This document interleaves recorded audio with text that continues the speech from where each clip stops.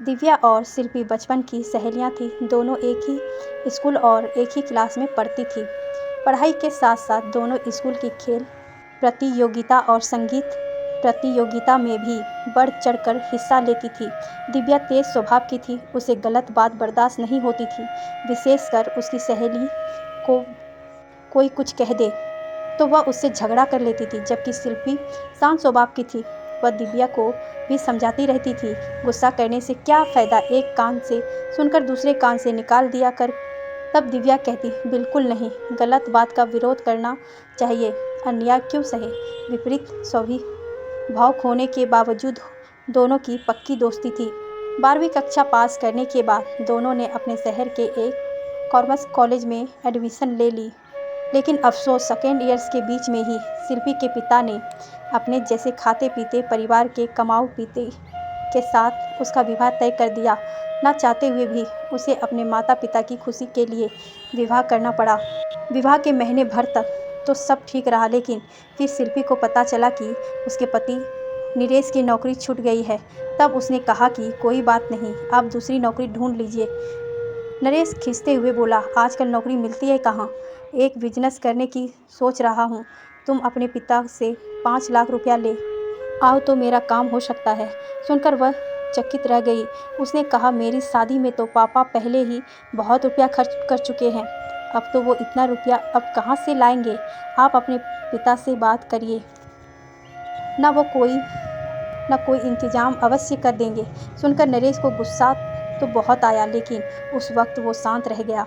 उस दिन के बाद से नरेश शिल्पी से खिंचा खिंचा रहने लगा। बात बात पर उस पर चिल्लाता, कभी कभी हाथ भी उठा देता।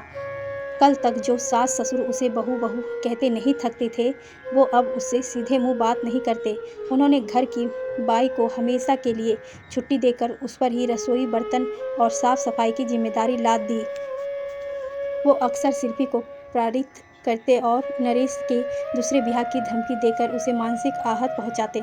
शिल्पी का भाई बीमार था तो वह सास से मायके जाने की विनती करने लगी। उसकी सास ने सोचा, जाएगी तो रुपये भी लाएगी। मायके आने पर उसने दिव्या को सारी बातें बताई। शिल्पी के शरीर पर चोटों के निशान देखकर दिव्या का खून खौल उठा। वह शिल्पी पर गुस्सा हुई, तूने मुझे पहले क्यों नहीं बताया, इतना कुछ क्यों सहा। मैं बहुत डर गई थी। वह रोने लगी। तब दिव्या ने उसे चुप कराया और कान में धीरे से कुछ कहा, लेकिन शिल्पी अभी भी डरी हुई थी।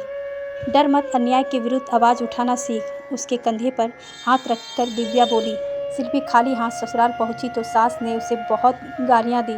नरेश ने तो अपशब्दों की बौछार के साथ अपने हाथों का भी इस्तेमाल भी किया। अगले दिन सुबह ही माँ बेटे ने उसे घर से बाहर कर दिया। रोती हुई शिल्पी अपने घर पहुंची। बेटी की हालत देखकर उसके माता पिता के आंखों से आंसू ही नहीं थम रहे थे। दिव्या कॉलेज में थी। खबर मिलते ही दौड़ी आई तो उसके गले से लाकर शिल्पा फूट फूट कर रोने लगी। दिव्या ने उसके आंसू पोंछे और हाथ पकड़कर बोली, चल थाने। नहीं नहीं बेटी, थाने वाने नहीं, हमारी बहुत बदनामी होगी। शिल्पी के माता पिता डर गए। तब शिल्पी बोली, माँ, जुल्म सहना भी तो अपराध है। याद है छोटी बुआ के साथ मेरे मरने के बाद कैंडल मार्च करना चाहती हो। उसने बात ही ऐसी की, माँ बाप के आंसू छलक आए।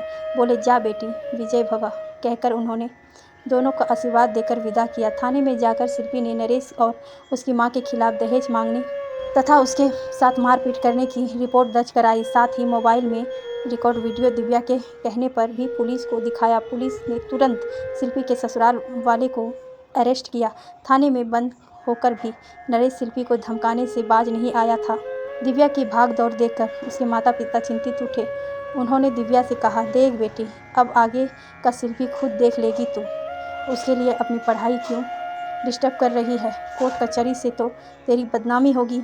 तब दिव्या अपनी माँ के दोनों हाथ अपने हाथों में लेकर बोली, माँ, आपको अपनी बेटी की चिंता है और शिल्पी की ज़िंदगी का नहीं। जब तक हम दूसरे की बहन बेटी को भी अपना समझकर उसके साथ खड़े नहीं होंगे, तब तक उसके साथ अत्याचार होते ही रहेगा। जरा सोचो माँ, अगर शिल्पी की जगह आपकी बेटी होती तो। बीच राह में शिल्पी मेरा साथ छोड़ देती तो उसने बात ही ऐसी की। माँ बाप के आंसू छलक आए। माँ रुधे हुए गले से बोली, हमें माफ़ करना बेटी, थोड़ी देर के लिए हमें स्वार्थी हो गए थे, परंतु अब हमारी आंखें खुल गई है। तू अपना फर्ज निभा, हमारा आशीर्वाद है तुम दोनों के साथ। नरेश मुकदमा चला। इस बीच दिव्या शिल्पी को काफ़ी परेशानियों का सामना करना पड़ा, लेकिन उन दोनों की हिम्मत नहीं हारी। अंत में उनकी जीत हुई। शिल्पी को न्याय मिला और उसके ससुराल वाले को सजा हुई। इसी बीच शिल्पी ने भी फिर से कॉलेज जाना शुरू कर दिया। नरेश अब कमज़ोर पड़ चुका था, इसीलिए जब शिल्पी से तलाक की बात कही तो उसने चुपचाप डिवोर्स पेपर पर साइन कर दिया। बीकॉम की डिग्री मिलते ही दिव्या और शिल्पी को अलग अलग फॉर्म में नौकरी मिल गई। साल भर बाद दिव्या ने अपने ही सहकर्मी से विवाह कर लिया और शिल्पी ने अपने माता पिता और भाई की जिम्मेदारियां संभाल ली।